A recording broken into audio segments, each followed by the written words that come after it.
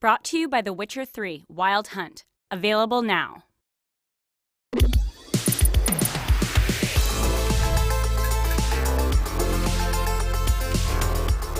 Hello and welcome to In 2 Minutes. I'm going to be real with you here. I kind of just want to get the show over and done with this week so I can go back to slaying more griffins. As you can tell, I've been putting quite a lot of time into The Witcher 3, and because it's such a big game with a lot to get to grips with in the opening few hours, I thought I'd put together some tips and tricks of things that I wish that I'd known before I got 10 hours into the game and realised that I'd wasted a bunch of ability points, crowns, and monster brains. I hope it helps, and 1,000 pardons to the families of all the drowners that I've killed.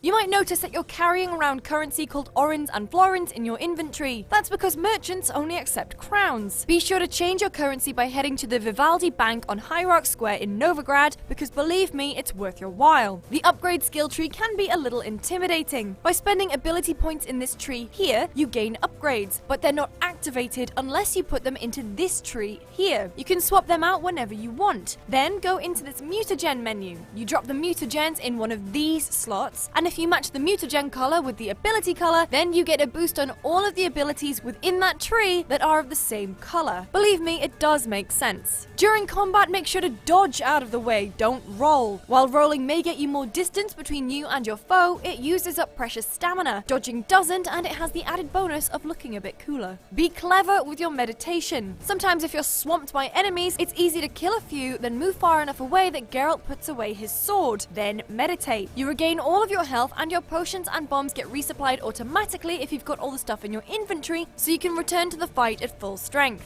If you can attack from horseback, do it. You're more likely to get a one-hit kill, and it's easier to gallop away from danger. Be sure to equip Roach with some saddlebags ASAP, and that way he can carry way more loot for you. Speaking of, The Witcher 3 doesn't have an annoying long animation for looting and harvesting items, so you should spam the action key to pick up absolutely everything. And I mean everything. This is really important in the early hours, as you can start digging into the hefty crafting system as soon as possible. Finally, if you're trying to craft armor or brew potions and you're missing something, remember to look at your other items to see if you can dismantle them for the bits you need. Dismantle, don't drop is a good rule of thumb. You don't get much money for selling old weapons and armor, but you do get lots of useful bits. And trust me, you'll be thankful for all those little odds and ends later on down the line.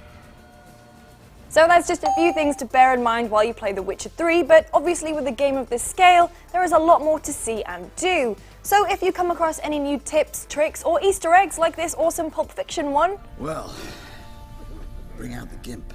Think the gimp's sleeping. Well, guess you'll just have to go wake him up now, won't you? Make sure you chuck them in the comments section below. I would say that you can find me on Twitter at LucyJamesGames, but let's be real here. For the next week or so, I've got a ploughing world to save. I'll see you next time.